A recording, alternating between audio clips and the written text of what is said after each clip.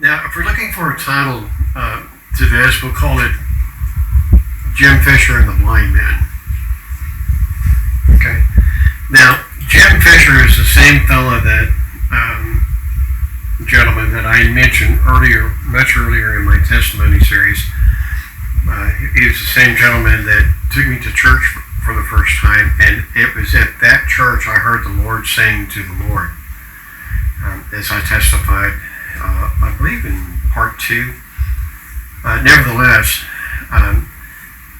some 25 plus years, I'm just guessing later, we go in different directions, Jim, myself, and came across him one day, and it turns out that I met him, saw him, we recognized each other, and I introduced him to my wife, and he introduced me to his. Now, by then, Jim's first wife had passed away several years before then, and he had since remarried. And we were invited over to their church and fellowship, and we said, sure, we'd come and visit, and we did. And we enjoyed it. Went there several times.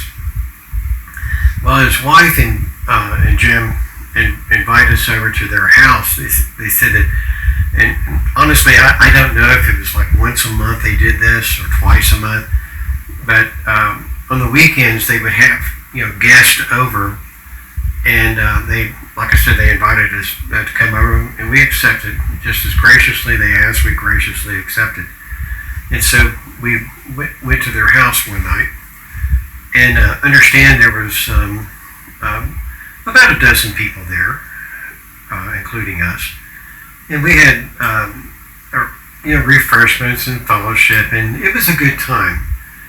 Well, that would be the end of that, sort of, but not really. About 2 months later, we ran across Jim and his wife again, and they said, "Hey, you guys really need to come back over. We really enjoyed y'all having y'all over. What do you say?" And my wife and I, we both agreed, "Yeah, sure." Now,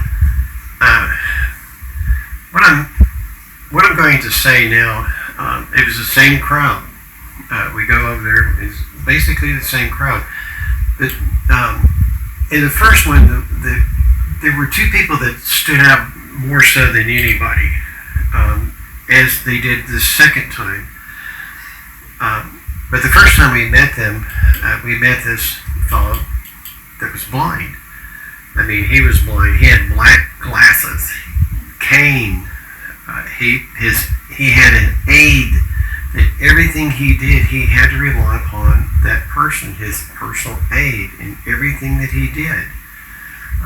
Standing up, sitting down, eating, drinking, everything in life, he had to depend on this one person. And like I said, we met him and his aide in our first visit over at Jim's house. Really nice guy. Both of them were, actually. But the second time we went over there, something very interesting came about, and that was on our second visit, same crowd, about a dozen of us, saw his aide.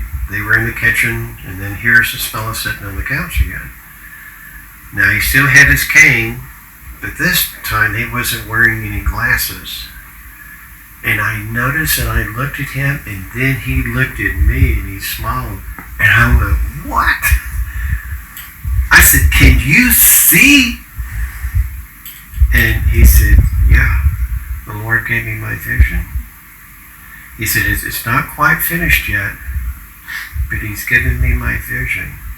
I said, "Are you serious?" He said, "Oh, yeah." And but the man had been blind since birth, and God opened his eyes. It was a process. It was a healing. It wasn't per se a miracle, though it was a miracle in a sense. It was a process of healing that God gave him his sight. Now, having having said all that, it reminded me of something out of John, the Gospel of John, that the disciples were standing around one day, and they noticed that this one young man was blind. He was a beggar, and they anticipated that Jesus was going to heal him, and Jesus did. Well, I'm not trying to go real deep with that particular part of the story, but prior to Jesus healing him, the disciples asked, they reasoned it out among themselves, well, was it because of his father's sin, or was it because of his mother's sin that he was born blind? And Jesus' reply was, neither, for this was to bring glory to God. And Jesus healed him. Now later, that young man that Jesus healed, he went to the synagogue. So actually he went to his parents to show them he wasn't blind anymore. Then he goes to the synagogues to show the Pharisees and the Sadducees that he was healed. And of course they didn't. They just couldn't accept that Jesus did that, but he certainly did. But all of that was for the glory of God, not because of what sin had done in either of his parents' life. So, having said all that, this is Jim Fisher and the Blind Man. Now, closing up here, I'd like to say that Jim's already gone. He's already in heaven. And the story I heard when he passed was that by then he was suffering from dementia, really, really bad. But his wife told us, she said that the night he passed away, he kept crying out for Jesus, kept crying out for Jesus. And she said that something about she had walked into the hall or something, going to the living room, and she said she saw this magnificent bright flash, and then turned and then went back into the room where Jim was, and Jim was already gone. And Jesus came after Jim. Just saying, that was her testimony.